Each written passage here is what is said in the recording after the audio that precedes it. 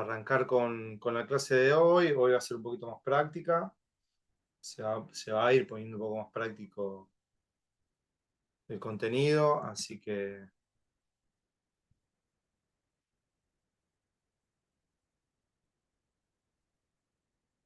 Bueno, vamos a repasar un poco el contenido que vamos a ver hoy. Vamos a ver un poco de definiciones, principalmente de qué es una tabla, los tipos de datos que las tablas pueden contener, sobre todo cada campo de cada tabla. Esto es muy importante porque hace la actividad del día, ¿sí?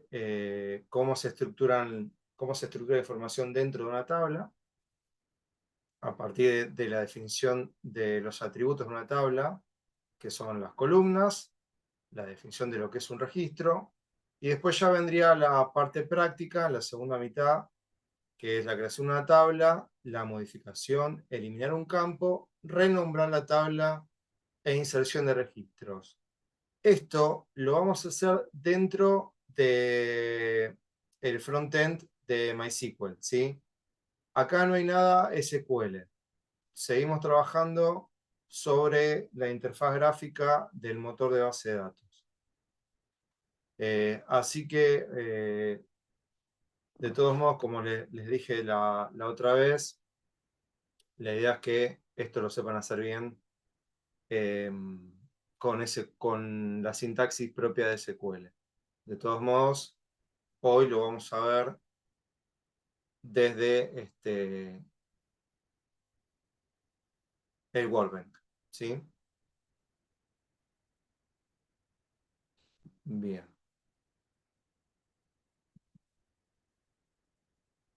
Bueno.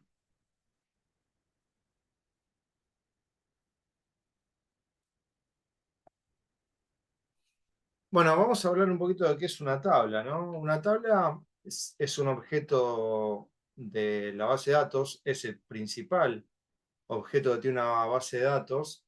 Dentro de la base de datos hay muchos objetos, vistas, triggers, store procedures,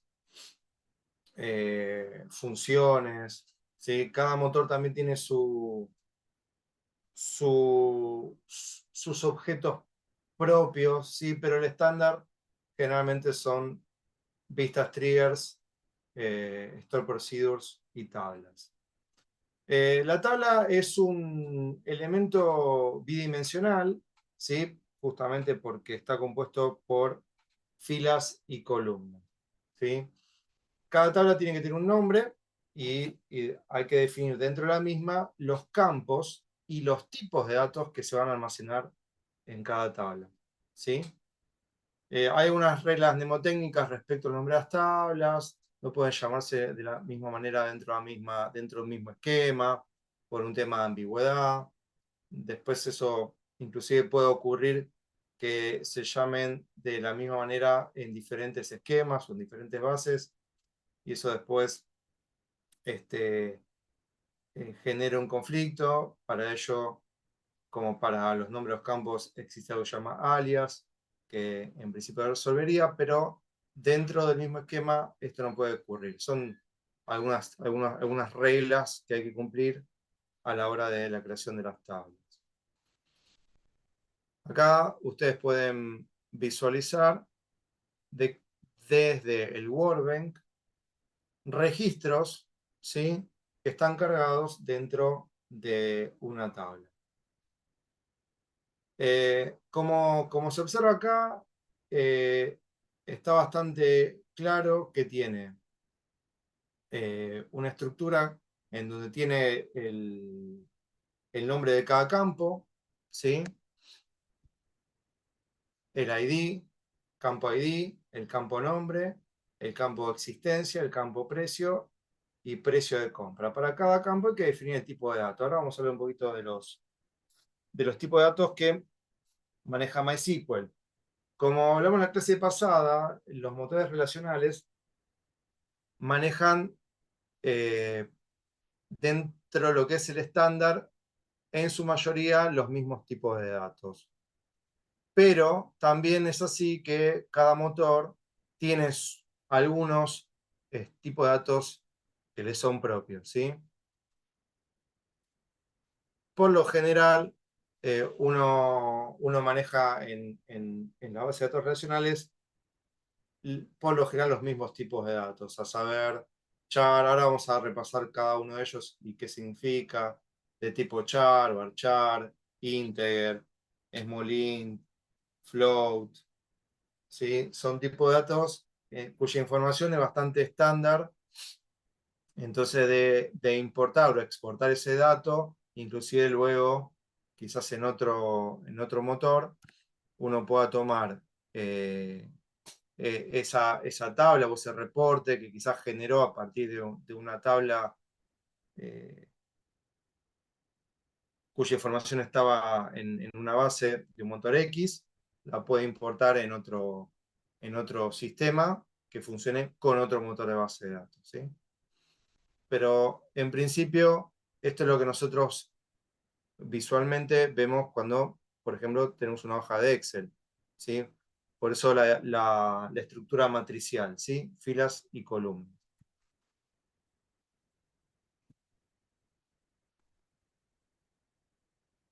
Bueno, esto es un poco lo que estábamos conversando recién, cómo visualizamos o de qué manera nosotros identificamos lo que estamos viendo.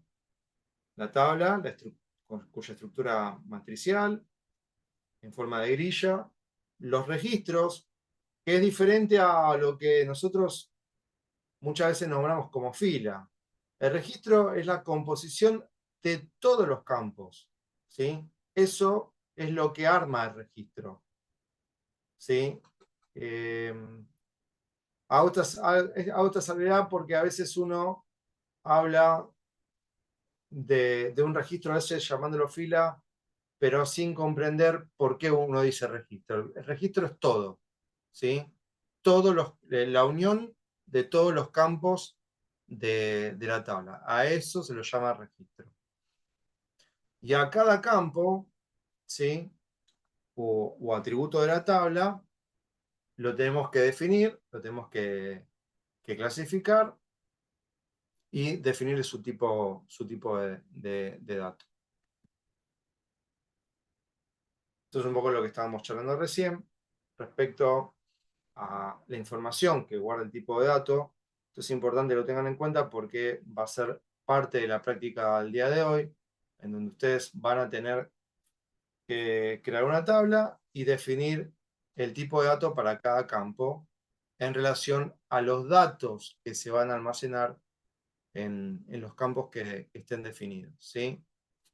Eso a ustedes les va a dar la idea, perdón, de qué información puede ser colectada o no. Piensen que en muchos casos la definición lógica de las tablas tiene que ver, y ustedes tienen que saber, cuál va a ser el origen de los datos, ¿sí?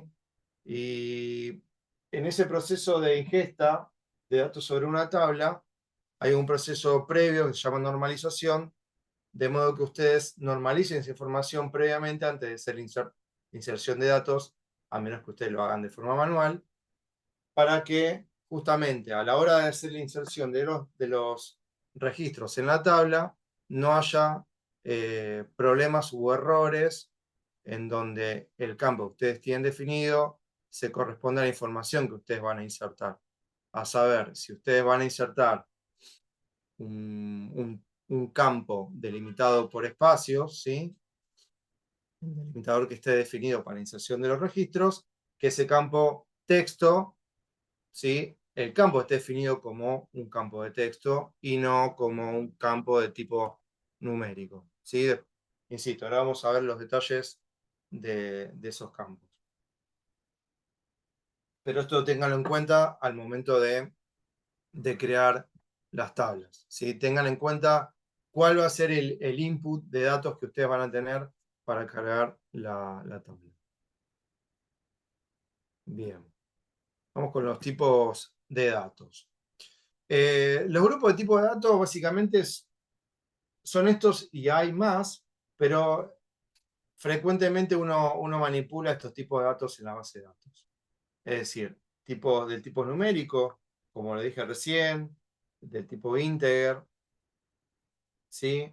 Del tipo small int, Y hay algo que es muy importante, es un detalle de diseño de la base de datos, que es cuánto ocupa cada tipo de dato en la base de datos, ¿sí? Porque nuestro storage es un storage finito, ¿sí? Entonces, por ejemplo, si yo voy a guardar un tipo de dato texto, sabiendo que ese tipo de dato texto siempre va a ser el mismo, ¿sí? Por ejemplo, un campo definido como sexo, ¿sí? Siempre voy a saber que van a venir dos tipos de valores, o tres, en el caso de no binario. Eh, y entonces siempre va a ser un carácter, ¿sí? Independientemente del valor de registro, del campo. Siempre va a ser un valor. Pero en el caso, por ejemplo, de un campo calle, que también es de texto, el largo de los nombres varía. Ahí no voy a usar un tipo de campo char, en donde ya entrando en el detalle de los tipos de datos de texto, es variable. Justamente var char es el nombre del tipo de dato. Y ahí puede venir más corto, más largo, pero siempre indicándole la precisión del campo. ¿Sí? Si yo sé que siempre va a venir en el campo, por ejemplo, sexo, un un solo carácter, voy a definir que su longitud va a ser de 1. En el caso de varchar del campo dirección, sé que nombres de calle de más de 30 caracteres no van a venir, o quizás sí, y por las dudas ponga 40. Ahora, si yo defino un campo varchar de 100 para un campo de dirección, me van a sobrar unos caracteres. Y eso está mal definido, ¿sí? Porque eso ocupa espacio dentro de la base. Se encarga de asignarle un par de bytes, el motor internamente, y llena la base, ¿sí? Son detalles de diseño que por eso uno tiene que aprender el tema de los tipos de datos justamente por esto. Algo importante, chicos, a tener en cuenta es el tema de la documentación. Ustedes como futuros desarrolladores tienen que saber de que siempre, siempre tienen que consultar la documentación sobre cualquier sistema que ustedes utilicen. ¿Sí? Sea un lenguaje de programación en el cual ustedes estén desarrollando como en SQL o del producto que ustedes con el que estén trabajando. Como les dije recién, MySQL maneja los tipos de datos estándar y también los propios. Entonces, si ustedes tienen alguna duda, acá tienen el hipervínculo que lo lleva a la documentación oficial. De todos modos, eh, siempre Google es el mejor aliado de toda gente que trabaja en IT para hacer consultas. Sobre todo esto para saber, bueno, cuánto ocupa un tipo de dato en particular a la hora de hacer el diseño de mi modelo de datos y las tablas que nosotros vamos a ir creando para nuestras bases de datos. ¿Sí? Nuevamente repasamos en este caso los numéricos, que son int e integer, son exactamente el mismo, no hay variaciones. Molint es un tipo de dato que maneja otra precisión en cuanto a su longitud, creo que es de hasta 32.000 en cuanto a su valor entero. El TinyInt es para un número mucho más chiquito, ¿sí? El MediumInt también, pero hoy maneja un rango también de números negativos. Bueno, el integer también, de negativos y positivos. El BigInt ya es cuando usamos números muy grandes. En esos casos, si ustedes están haciendo algún producto o alguna sumarización, bueno, se les va a ir por overflow y se van a dar cuenta que necesitan cambiar el tipo de dato o, llegado el caso para solucionarlo, hacer un casteo al tipo de dato en particular sobre ese campo, si ustedes lo tienen definido como por ejemplo, integer,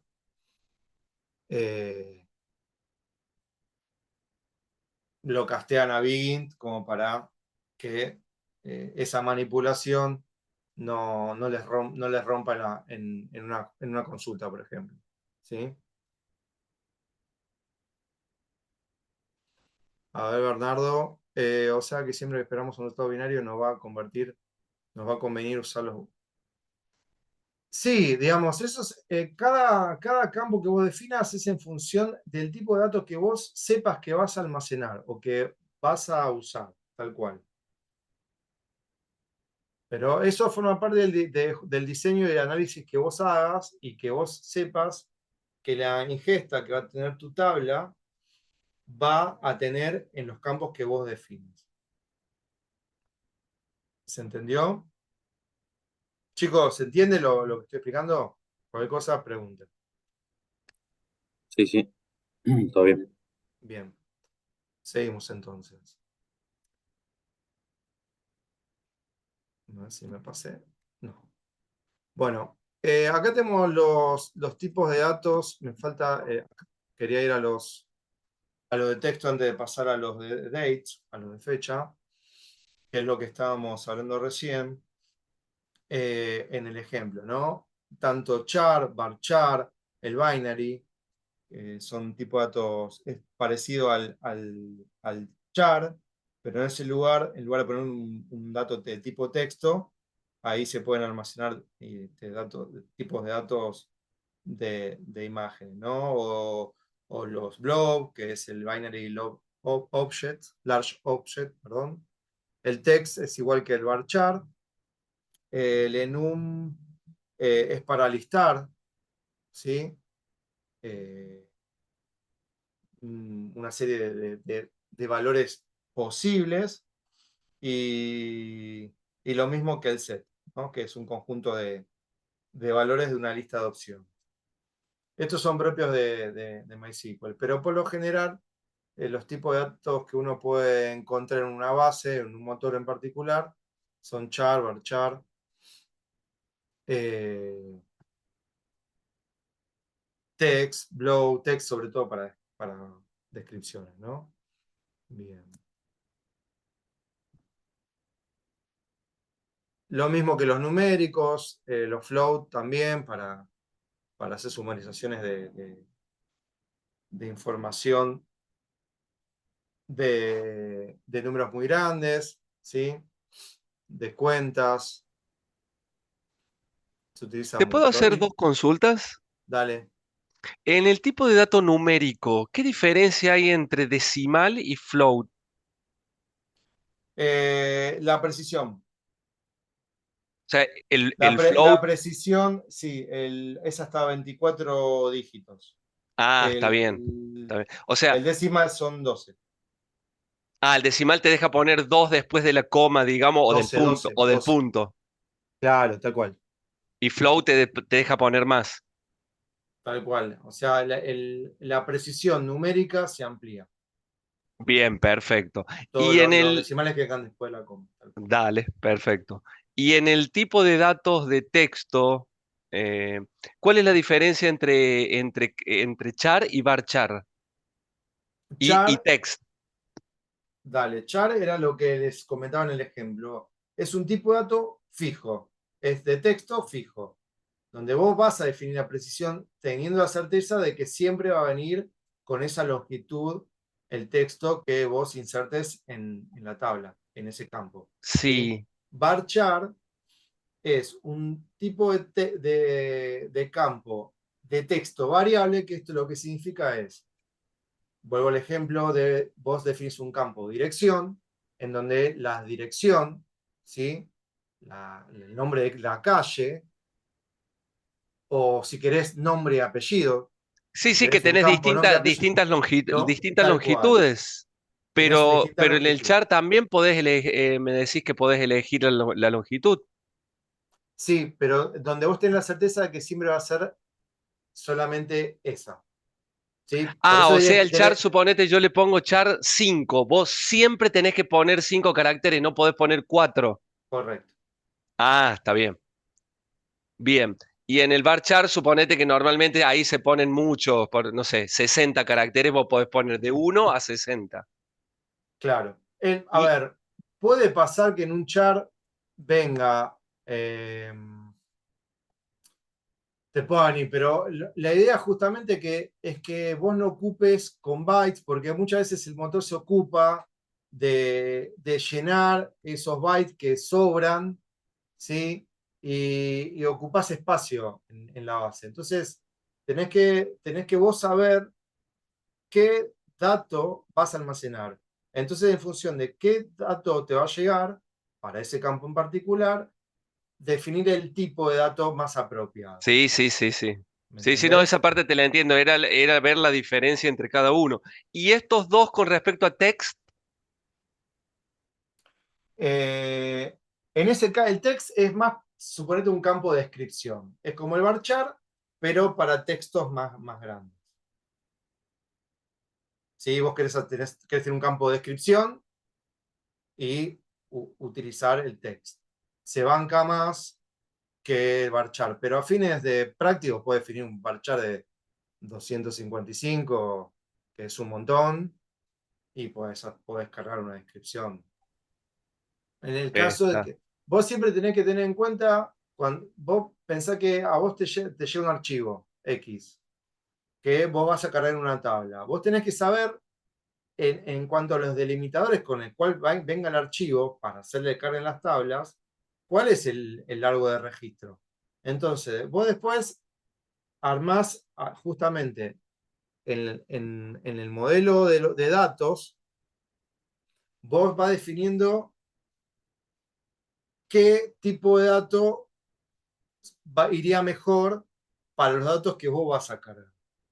está, Si estamos hablando de tablas chicas, con varchar es suficiente, pero en tablones o en tablas muy grandes, tenés que ser muy preciso con eso porque justamente utilizás mucho espacio de storage, ¿entendés? Porque va a haber partes dentro de ese campo que no va a estar utilizado por la data que vos cargues.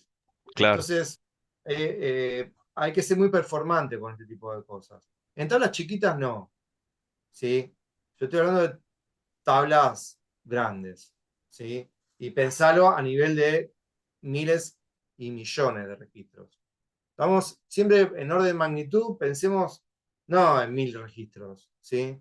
O en 50.000, miles o millones de registros. Bien, Entonces, perfecto. a ese Gracias. nivel yo estoy apuntando, Está, sí, sí, se entiende. ¿sí? Bárbaro.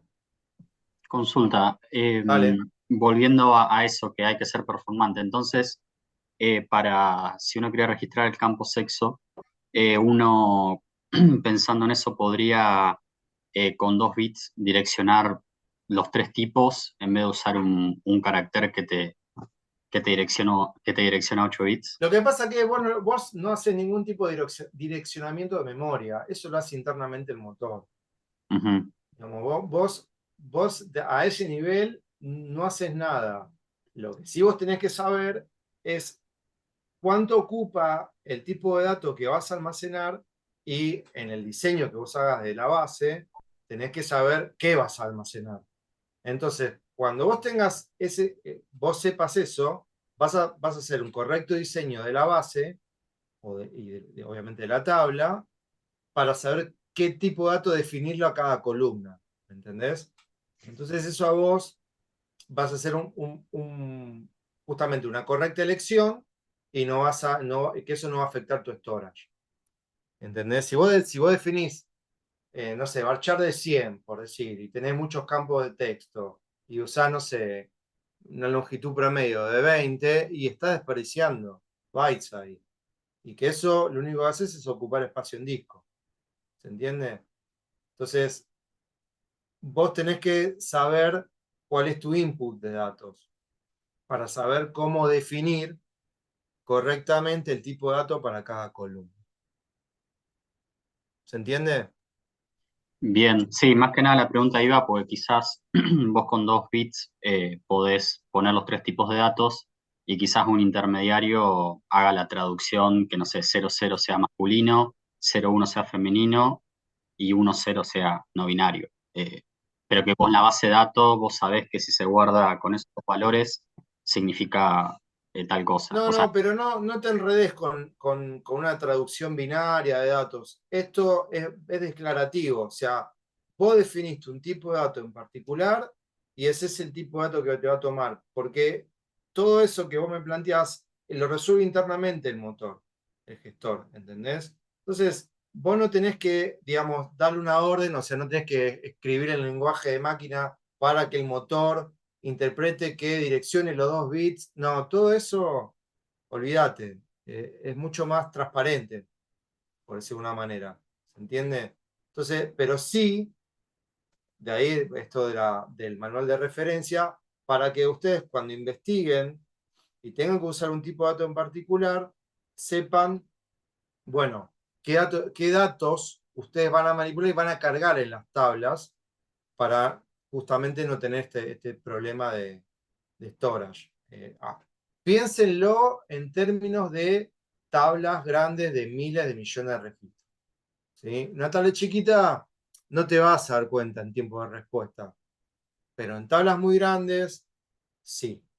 Y obviamente, insisto con el tema de storage, del almacenamiento.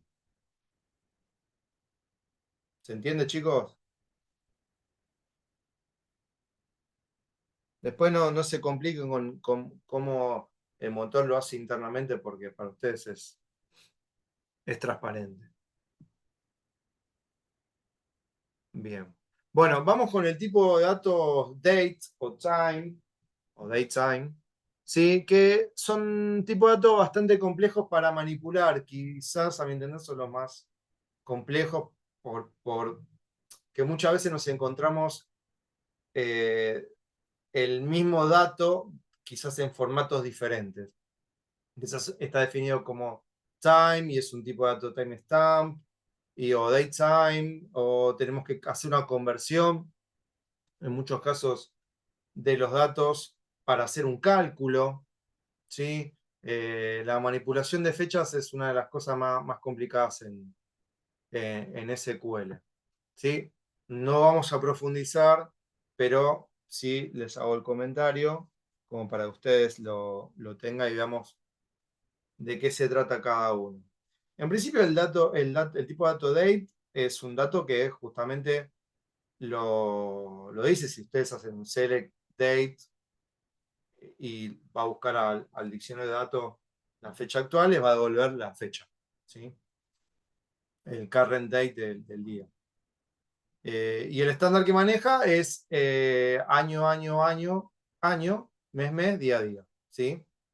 Eso, sépanlo que ese es el formato de fecha, ¿sí? ¿Por qué? Porque a veces les puede llegar el dato de la manera que nosotros conocemos, día a día, mes, año, ¿sí? Entonces, este es el formato ANSI. Ténganlo en cuenta porque a veces hay que hacer esa conversión. El tipo de dato time es un tipo de dato que es para almacenar las horas, ¿sí?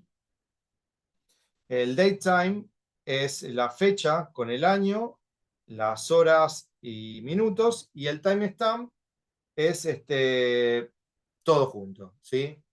El año, el mes, el día, las horas, minutos y los segundos. Y el tipo de dato year es el año, ¿sí? Que van de 1901 a 2155 para hacer cálculos de fecha, ¿sí? Entonces, insisto con lo mismo. Cada tipo de dato que ustedes definan para cada columna y como atributo, tiene que ver con el dato que ustedes sepan que va a ir almacenado. Después es una cuestión de manipulación de datos y el casteo que ustedes hagan sobre ese campo. A veces tienen que convertir un tipo de dato porque no necesitan quizás toda la precisión en un timestamp y solamente hacen un extract del timestamp y se llevan el año, el día del mes y las horas nomás. Pueden usar unas funciones, de esas funciones escalares para manipular datos. Ustedes piensen que lo que van a hacer con el SQL es manipular datos justamente. Y los tipos de datos de fecha son uno de los más complejos para manipular. Diferente con las funciones string, ¿sí? Lo mismo numérico. Los de fecha son medios complejos. Bien. Bueno, los tipos de datos geoespacial o espacial, ¿sí? Básicamente son de tipo coordenada, que ni más ni menos son los que encontramos en el GPS, ¿sí?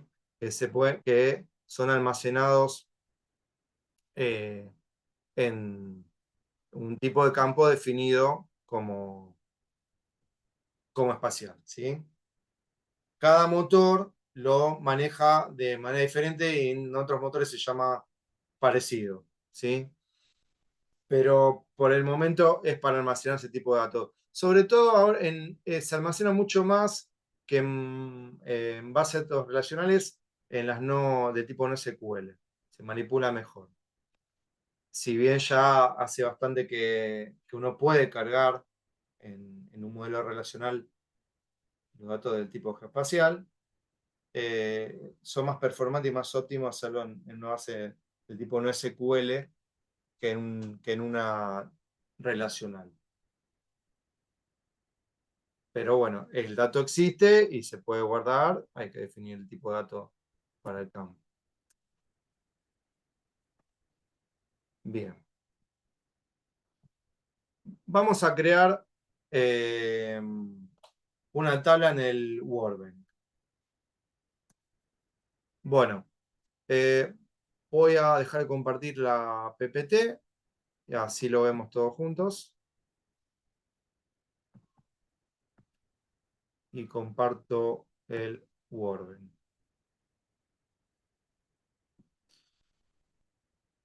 Les hago una consulta antes de compartir el Workbench. ¿Ustedes estuvieron leyendo la clase antes de, o no la tocaron?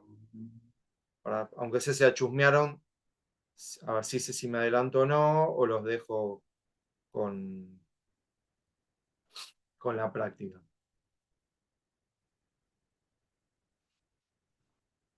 Bueno, no importa. Está bien, veo que la gran mayoría lo vio. Lo que quiero es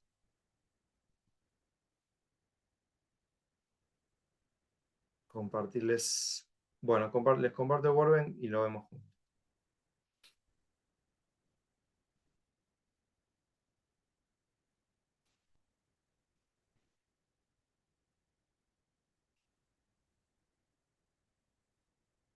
Bueno, díganme si ven.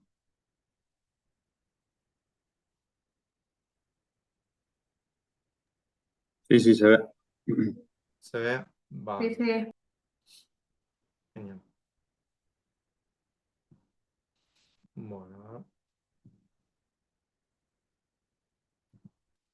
Bueno, antes de acceder a la práctica, lo que vamos a hacer es ver un poquito una tabla. A ver. Pensé que tenía ya cargada una. Bueno, no importa. Porque en el slide de la PPT nos aparece a todos con un formato medio distinto al Workbench que tenemos todos instalado. Y lo quería ver desde... Bueno, vamos a hablar de la PPT. Disculpen. Pensé que estaba más parecido, pero no, hay mucha diferencia. Bueno.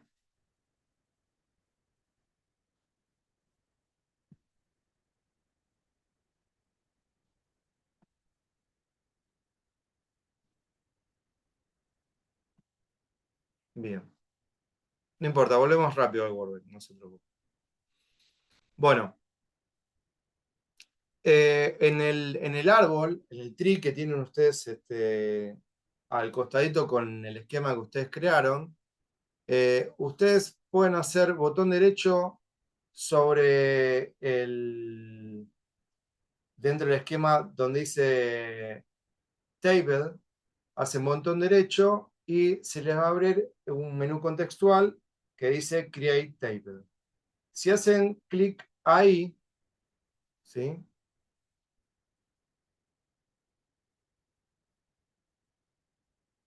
Van a ver algo muy parecido a esto. ¿Sí? ¿Todos lo ven? Donde principalmente arriba, si observan, tienen para insertar el nombre de la tabla. ¿Sí? Y después tenemos una serie de atributos dentro del Workbench para definir las columnas de la tabla que vamos a crear. ¿Las ven? Quien no esté viendo esto en el Workbench, lo comparto yo ahora mismo. Bueno, listo, tal como pensé. Porque es un poquito diferente el slide. Ahora lo comparto. Creo que esa es la versión de Mac, me parece, por eso. No importa. Sí. Por eso, había No- un poco de... El modo oscuro es como que no garpa. creo que Windows no tiene modo oscuro. Yo lo quise por ahí y no pude. Yo sé que está muy en boga eso. A ver, vamos con el Workbench mío y listo. Bien, bueno. Hago el create. Y ahora, confírmenme si todos ven. Sí, sí, se ve. ¿Se ve bien? Sí. Bien.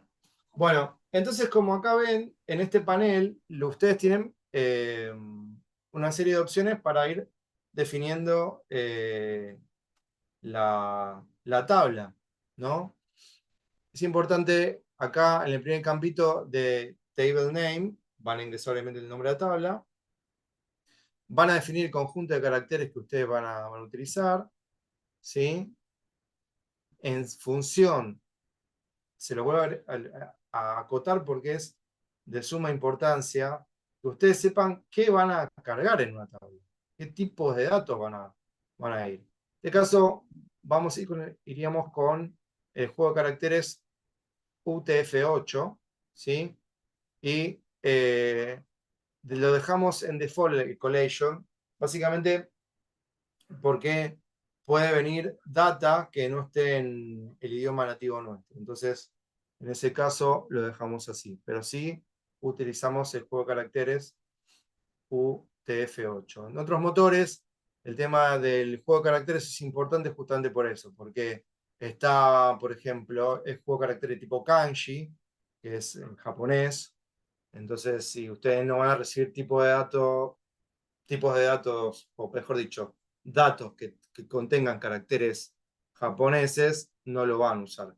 Pero en el caso que sí, cuando ustedes quieren una tabla, tienen que definir que utilice ese juego de caracteres en particular para que los reconozca. ¿Sí? Eso es importante. Bien. Entonces, donde tienen column name, si se fijan y hacen un clic debajo, ¿ven? Se les habilita el cuadro para ingresar el nombre de la columna. Al lado, ¿sí? En Data Type, se les abre un combo para elegir el tipo de dato que ustedes van a definirle a la columna. Luego, en cada opción que tienen a la derecha, si ustedes pasan el puntero del mouse por el nombre, por el acrónimo del nombre de cada tipo de dato que le vamos a insertar, acá vamos a agregarle que como atributo esa columna, si es de tipo de dato, vamos a tomar esto como ejemplo. Pongámosle Perdón.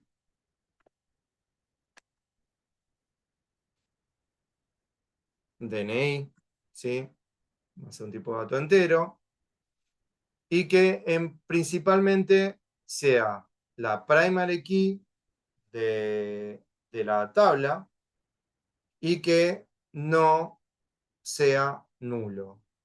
El concepto de primary key lo vamos a ver un poquito más adelante, ya lo charlamos en la clase anterior, pero lo volvemos a repasar y me voy a repetir mucho en el concepto de la primary key porque al final de la clase de hoy vamos a hacer un comentario acerca de índices y va a venir a colación sobre el tema de la primary key. La primary key, justamente como habíamos hablado en la clase pasada cuando charlamos sobre el DER, es la clave que va a ser unívoco al registro que nosotros tengamos. Es un valor que dentro del registro no se va a repetir en toda la tabla que nosotros definamos, ¿sí? Como un DNI. ¿Sí? Nosotros tenemos una tabla empleados, una tabla clientes, una tabla proveedores, alguna ID que haga que ese campo sea la clave y que haga que nuestro registro sea unívoco. O sea, se pueden repetir en la misma información el resto de los campos, a excepción del campo primario, ¿sí? La clave primaria, que eso va a ser único a nuestro registro. Por supuesto que entre otras características que tiene una clave primaria es que no puede ser nulo. ¿Qué significa un valor nulo o no nulo? ¿Alguien sabe? Lo tiro así al hiperespacio. No se puede cargar un registro con ese campo vacío. Pero más conceptual, ¿qué es un valor nulo? Vacío. Nada, nada, que no es ni siquiera cero. Ah, ahí me gustó. Es que no es tal Undefined, cual. Es la undefined existencia. es un tipo de dato distinto, ¿no, profe? Sí, no, eso es otra cosa. Claro. Pero es para más que nada para saber cómo venimos con el tema de los valores nulos. Porque se van a cansar de ver valores nulos. Sobre todo es importante cuando veamos el tema de las cláusulas, el join, ¿sí? Es importante. Tal cual, es la ausencia de un valor. ¿Sí? No es ni true ni false, simplemente que no está. ¿Sí? No es cero, simplemente no está. Entonces, lo que estamos diciendo es que para la columna DNI del tipo entero, definida como una primary key, no puede ser nulo ese campo. Es decir, que siempre tiene que tener un valor. ¿Se entiende? De lo contrario, va a tener un error cuando hagamos la inserción de los datos sobre la tabla. ¿Sí? Si vamos repasando un poquito, el atributo unique, que es esta U y la Q, el tipo de dato binary, que es la B, el tipo de valor de atributo del campo no asignado, ¿sí? Que no es un nulo, sino es para valores grandes, ¿sí? En el caso de entero, pues un valor entero que puede venir, ¿sí? Bueno, está asignado, pero lo puede tomar como un valor numérico, ¿sí? Es un valor esperado que puede llegar a venir. Que desconocemos, no sabemos cuál es, pero al desconocerlo, lo definimos, pero que va a llegar, sin tener certeza si es entero o carácter, lo definimos como no asignado. En el caso de el 0, es como un zero if null, ¿sí? Si la columna se completa con ceros, ¿sí? También están los default para hacer eso, yo prefiero los default. Valores autoincrementales, en SQL por ejemplo, se llama Identity. No lo recomiendo mucho, salvo para tablas chiquitas. Siempre es preferible que las claves no sean valores autoincrementales. Esto, salvo, insisto, que sea un tipo de tabla donde ustedes tengan productos y haga una clasificación bastante acotada. De lo contrario, yo no lo sugiero. El tipo de atributo autoincremental para definirla como clave. Y la columna generada es una columna que se genera a partir de otras, se conoce como columna de resultados, ¿sí? Son dos columnas, es una columna que va a ser resultante de operaciones entre otras. Esto se hace mucho se usa mucho para analítica de datos. Y después algo importante que me dejé pasar, el motor, el engine. ¿Sí? Acuérdense lo que habíamos visto en la clase anterior, las diferencias entre InnoDB y Maisa. Bien, luego vendría el apply, pero tenemos más opciones. ¿Sí? En el caso de nosotros definamos índices, ya les voy a contar qué es un índice. Claves foráneas dentro de la tabla, ¿sí? Una referencia a una tabla ya creada. Triggers, ¿sí? Triggers son muy utilizados a partir justamente de un evento que reciba la tabla, ¿sí? De actualización, de inserción. Un particionamiento, esto es una opción que tienen las tablas muy grandes para particionarlas, sobre todo con un criterio de fecha, para que el motor no haga un full table scan, que es un barrido de toda la tabla buscando el registro. En cambio, el particionamiento es como una segmentación de la tabla a partir de una fecha. Entonces, es como que el motor subdivide la tabla en las particiones que nosotros definamos y va a buscar ese bloque de datos que, por ejemplo, esté dentro de un rango de fecha. Y así no barre toda la tabla y tenemos un tiempo de respuesta mucho más óptimo y performante. ¿Sí? Bien. Bueno. ¿Dudas? Igual las dudas van a ir saliendo desde el momento que vayan empezando con la práctica, pero si tienen alguna duda, los escucho antes de pasar a la práctica. Si quieren, es más, si quieren cortamos 10 minutos antes de hacer la práctica y ya le pegamos después derecho. Yo por la hora, ¿no? Son las 8. Ok, buenísimo. ¿Sí? Bueno, para que se tomen un café, vayan al baño y arrancamos con la práctica. Dale, Bueno, profe. 8:10 nos vemos acá entonces.